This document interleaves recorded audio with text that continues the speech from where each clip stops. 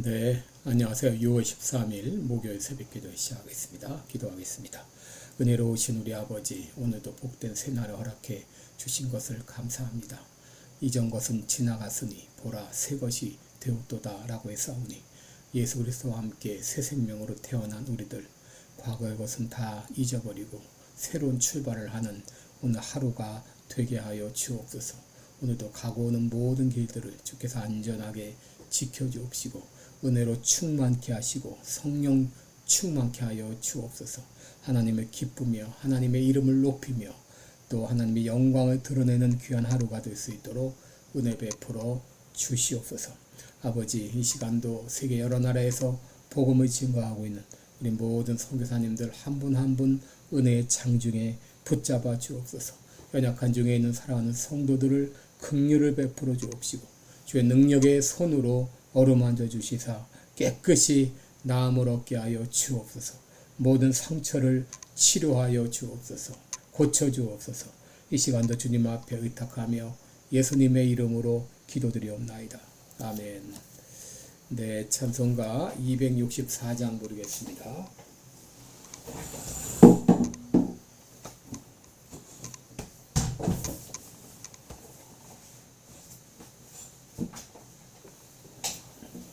(264장) 정결하게 하는 서임이 예전 찬송가는 198장입니다.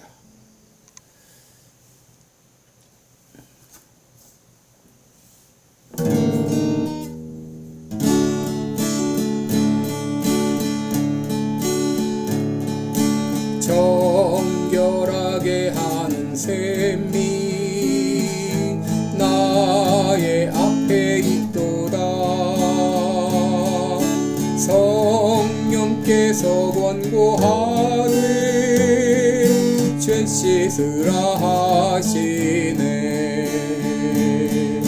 찬양하리 찬양하리 죽임당한 어린 양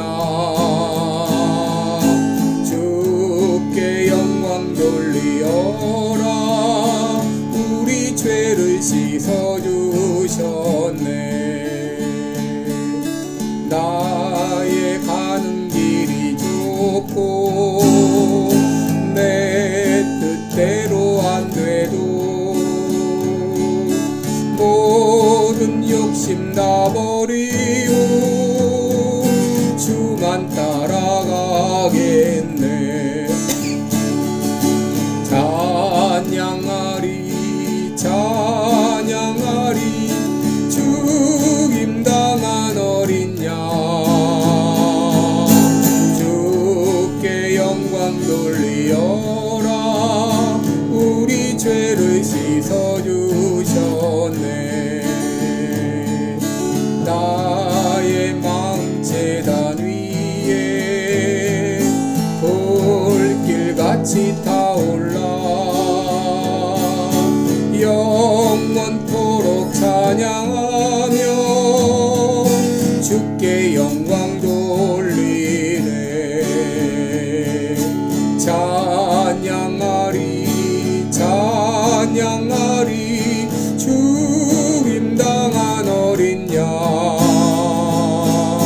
주께 영광 돌리어라. 우리 죄를 씻어주셨네. 한량없는 주의 은혜 나를 영접하셨네. 내가 지은 모든 죄와 허물 용서하셨네. 찬양하리 찬양하리 죽임당한 어린 양 주께 영광 돌리어라. 우리 죄를 씻어주셨네. 성부 하나님께 영광 성자 예수께 영광 성령님께 크신 영광 돌려보내지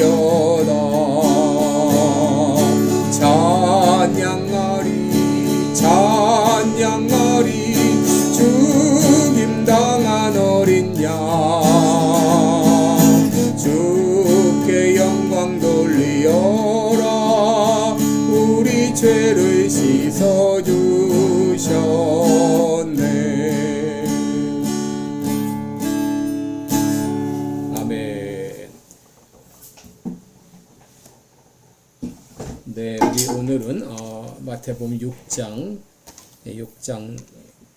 9절로 15절까지 보겠습니다. 6장 9절로 15절까지. 6장 9절로 15절까지 제가 봉독해 드립니다. 그러므로 너희는 이렇게 기도하라. 하늘에 계신 우리 아버지여, 이름이 거룩히 여김을 받으시오며 나라의 임하옵시며 뜻이 하늘에서 이룬 것 같이 땅에서도 이루어지이다.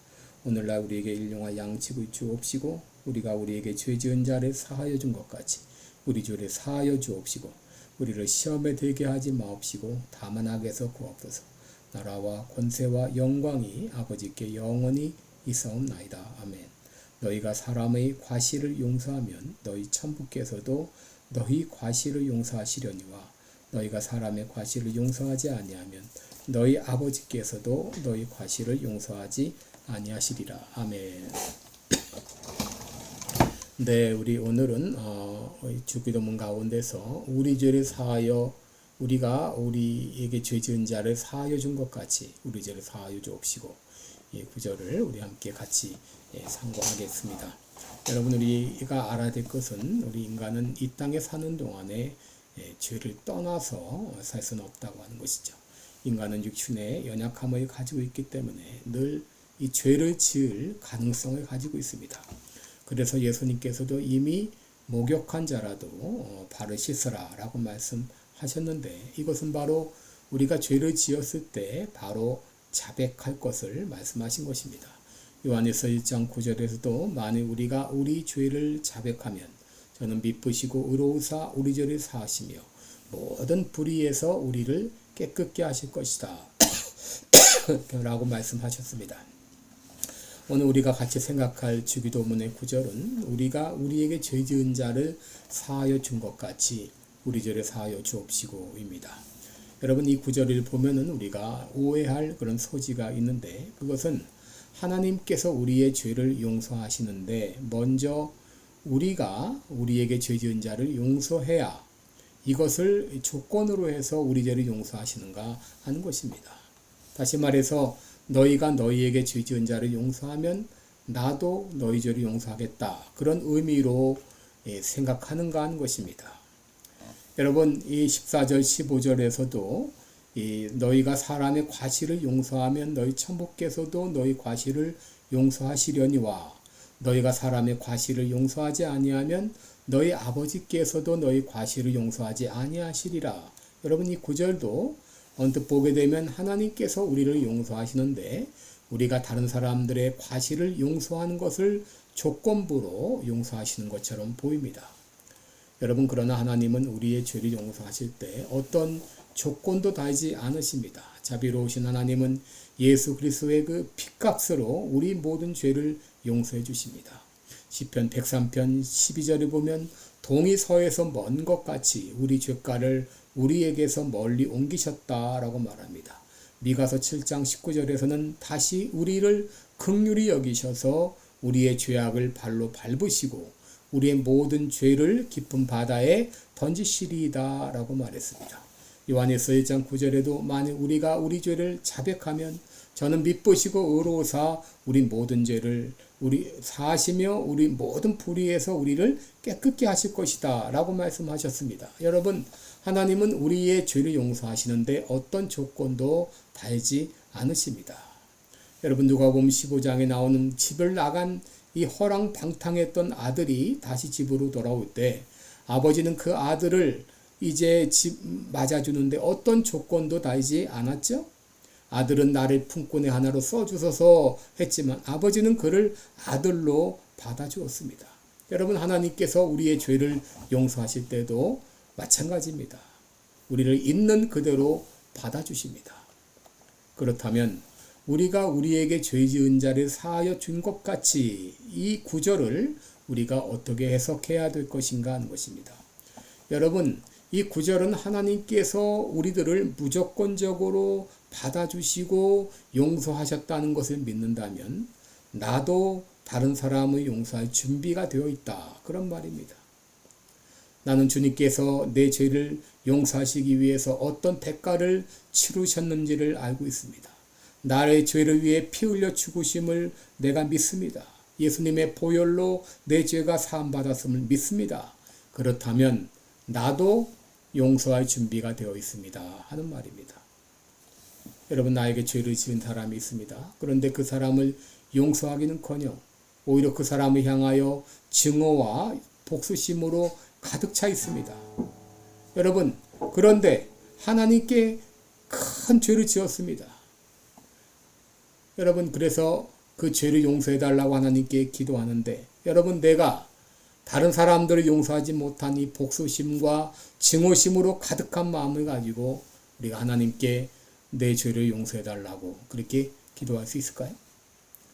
여러분, 우리가 우리에게 죄 지은 자를 진심으로 용서할 수 없다면, 여러분, 우리가 하나님께서 우리 죄를, 나의 죄를 용서하신다고 확신할 수 있을까요?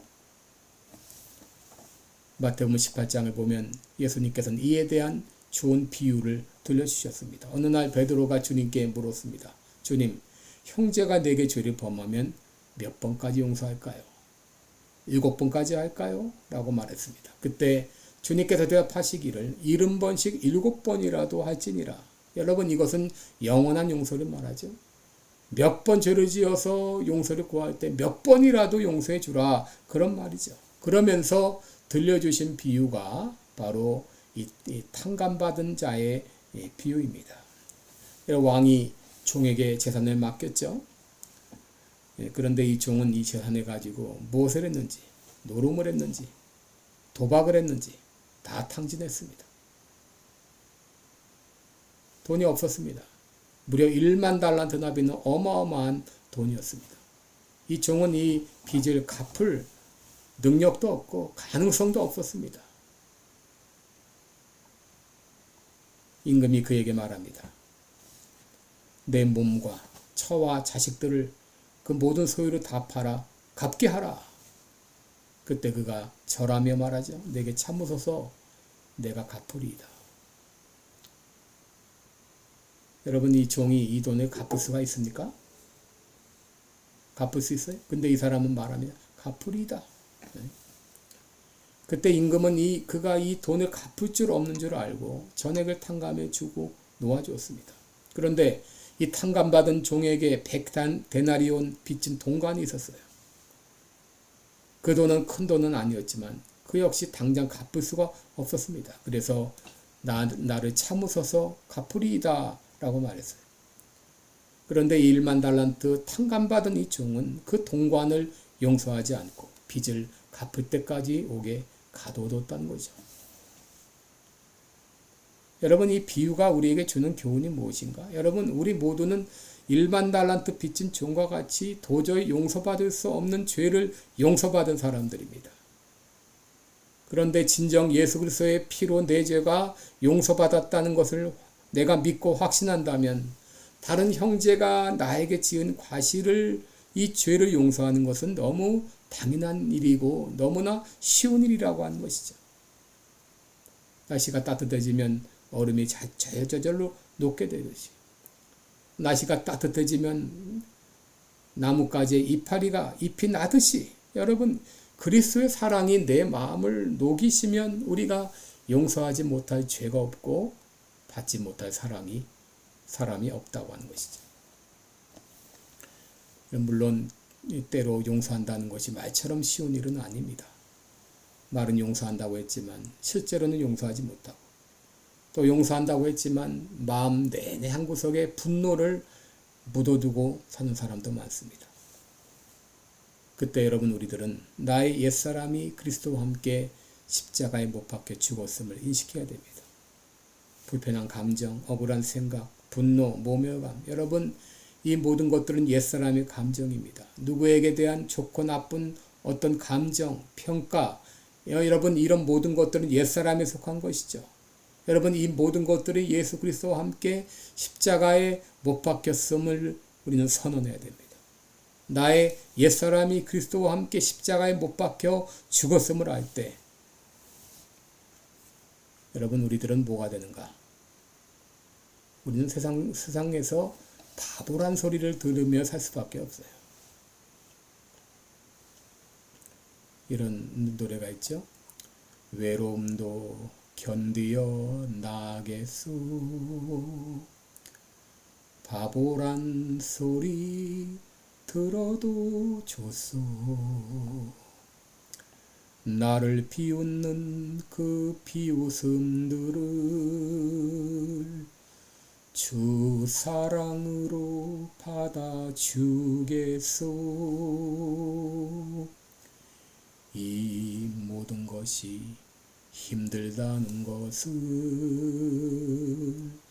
당신은 나에게 알려줬소. 당신의 사랑은 너무나 많고 크오. 그래서 우린 살아가겠소. 여러분, 주님의 그 크신 사랑 때문에 우리는 이 땅에서 비웃음을 받고 또 바보란 소리 들을지라도 감당할 수 있는 것, 그것은 바로 하나님의 사랑 때문이죠. 사랑하는 성도 여러분, 하나님께서 나 같은 죄인을 용서하시기 위해서 자기 몸을 피 흘려 죽으셨는데, 여러분, 내가 용서하지 못할 그런 죄인이 사람이 어디 있을까요? 내가 받지 못할 사람이 어디 있을까요? 여러분, 내 목은 왜 이렇게 뻣뻣한가요? 왜 나는 이렇게 교만한가요? 오늘 아침에 하나님의 은혜, 하나님의 사랑, 십자가의 사랑, 성령의 역사로 말미암아 다시 한번 내 옛사람이 죽었음을 분명히 알고 진정 그리스도의 사랑으로 사랑하는 내가 되게 해주옵소서. 우리 각자 기도하시기 바랍니다. 기도하겠습니다. 은혜로우신 우리 아버지, 고맙습니다. 아버지, 우리가 우리에게 죄진 사람을 용서한 것 같이 우리 죄를 사하여 주옵소서. 아버지, 그리스도께서 우리를 사랑하신 그 큰 사랑 때문에 하나님께서 우리의 모든 도저히 내 스스로 갚을 수 없는 엄청난 그런 은혜를 입었고 죄 용서함을 받았습니다. 이것을 우리가 믿는다면 우리에게 잘못한, 우리에게 사소한 죄를 지은 모든 것들, 너무나 사소한 것들입니다. 나의 옛사람은 십자가에 못 박혔음을 믿고 주님의 그 큰 사랑을 인하여 내가 이 땅에서 바보란 소리를 들을지라도 주님의 길을 따라가는 우리들 되게 해 주옵소서. 예수님의 이름으로 기도드리옵나이다. 아멘. 네, 여러분 복된 하루 되시기를 축원합니다. 고맙습니다.